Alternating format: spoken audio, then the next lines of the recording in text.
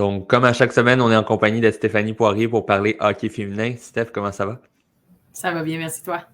Oui, donc commençons par le hockey collégial. On a parlé un peu la semaine dernière, les demi-finales qui se poursuivaient, et on a maintenant l'identité des deux équipes qui ont atteint la finale, en fait. Oui, donc ça va être un repeat de l'an passé. Donc, c'est John Abbott et Lennoxville là, qui vont à nouveau s'affronter pour le titre dans une série 3 de 5 cette année. Donc, ça va être intéressant à suivre. John Abbott, justement, qui ont remporté un troisième match. On savait que c'est une série très serrée contre Limoilou, et justement, ça s'est terminé en prolongation au troisième match, donc il n'y avait pas plus serré que ça, là. Oui, exact.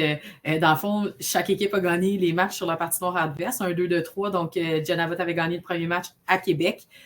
Québec, le lendemain, était venu gagner là, un match quand même décisif, 5-2 à John Abbott. Et puis, John Abbott retourne à Québec et remporte le match 3-2 en prolongation. C'est sûr qu'au niveau statistique, j'ai pas été en mesure là, de voir le match, mais c'est sûr qu'au niveau statistique, puis avoir vu la description un peu, c'est sûr que Limoilou est quand même sorti extrêmement fort, une domination. Au chapitre des tirs, finalement, il y a quand même un grand écart, mais où ça compte, c'est John Abbott et leur gardienne qui a encore été nommée première étoile. Donc, dans les deux victoires de John Abbott, c'est leur gardienne qui a été la première étoile. Donc, des fois, ça peut un peu indiquer là, l'allure du match quand la joueuse par excellence de la partie, c'est la gardienne. Ben, ça démontre là, quand même, si on peut dire au niveau... je ne veux pas utiliser le mot de domination, puis je n'ai pas été en mesure physiquement de voir le match, mais c'est sûr qu'au niveau statistique, là, il y a quand même une nette devant...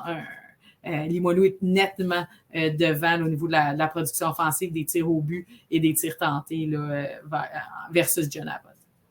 Ce qui est intéressant, en fait, c'est Émilie Lucier qui a compté le but gagnant en prolongation, deuxième meilleure pointeuse de la Ligue. Donc, tu en parles justement, comme quoi la gardienne est importante, mais aussi les joueuses importantes de l'équipe se sont levées au bon moment. Oui, Émilie Lucier est une des joueuses les plus dominantes au collégial dans les dernières années avec une Gabrielle Santerre là, à Champlain-Lennoxville. Donc, elle a fini tout juste derrière Gabrielle à quelques points. L'an passé aussi, une joueuse très, très dominante. Fait la différence dans les matchs importants. Donc, puis ironiquement, elle avait pris une punition en prolongation, donc son équipe s'en est tirée, donc quand même une autre chance pour les Moilous là, de gagner ce troisième match-là à la maison sur un avantage numérique s'ils n'ont pas été en mesure de faire.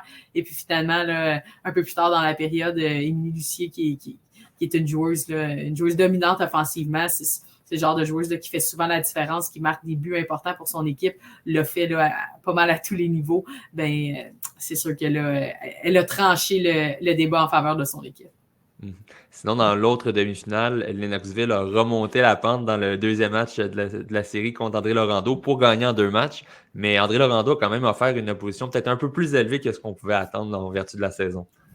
Oui, des débuts de période, surtout là, quand même assez forts là, pour André Laurando. Ils ont quand même pris les devants 4-0. C'était 2-0 après la première période. Puis elles ont marqué très rapidement au début de la deuxième période, donc pour faire 4-0. Très peu de temps après, là, Lennox est revenu avec son premier but pour faire 4-1.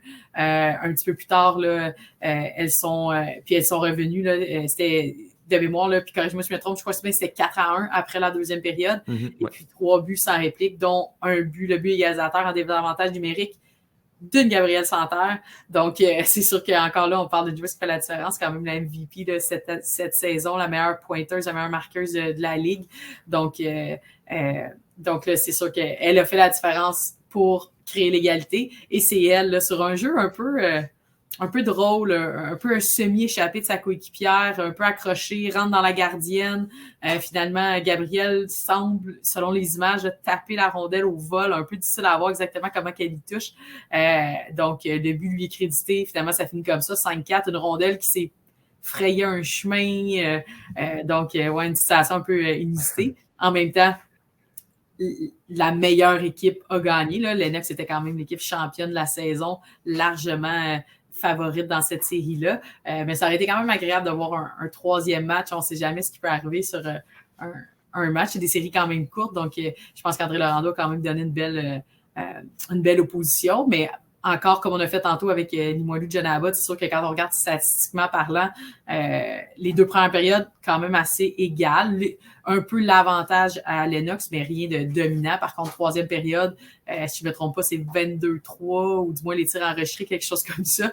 Donc, c'est sûr que là, c'est sûr quand on perd par 3 buts, mais qu'on a aussi parmi les meilleurs attaquants de tout le circuit, puis la meilleure équipe du circuit, ben c'est sûr que là, ils ont ouvert la machine. Puis c'est sûr que c'est quand même une bonne image de résilience, puis de continuer à y croire pour le groupe de Lennox qui arrive favorite là, cette année en finale, alors que l'an passé, là, c'est Janaba qui avait fini devant, qui était favorite, qui l'avait emporté en 3 matchs.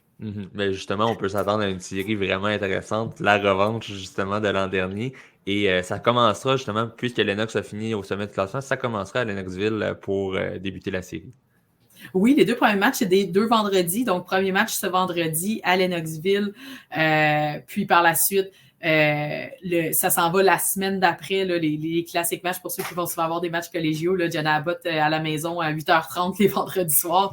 C'est un moment, ça fait des années que les recruteurs, les entraîneurs ou ceux qui suivent la Ligue là, se déplacent dans l'aréna de Sainte-Anne-de-Bellevue.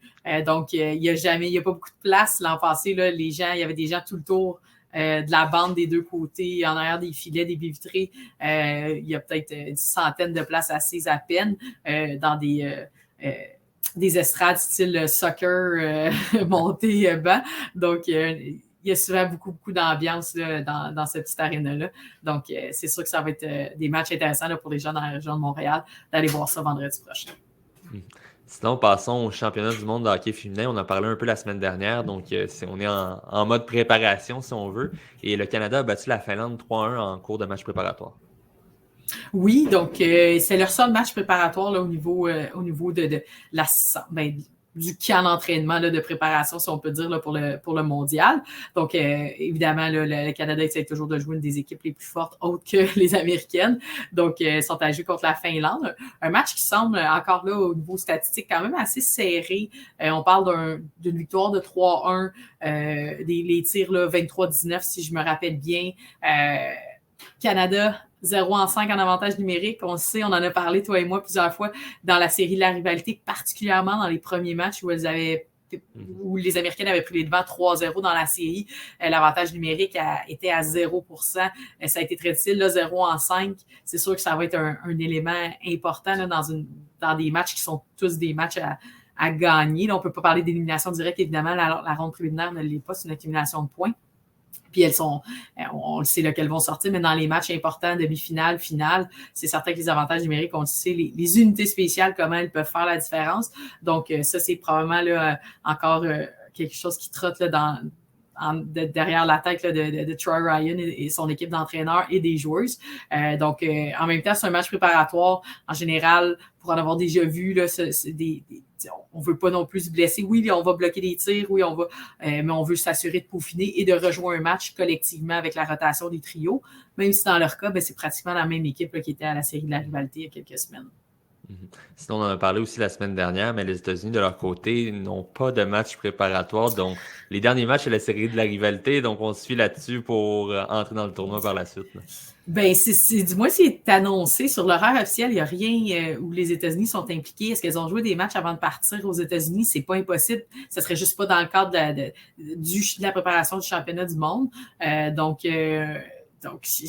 c'est ça. J'ai pas été capable de trouver, là, voir s'il y avait vraiment joué des matchs préparatoires avant de venir. Mais c'est sûr que ça commence demain pour les 2 équipes, les États-Unis et le Canada. Là, les matchs débutent demain, mercredi. Donc, ça va être vraiment là, un élément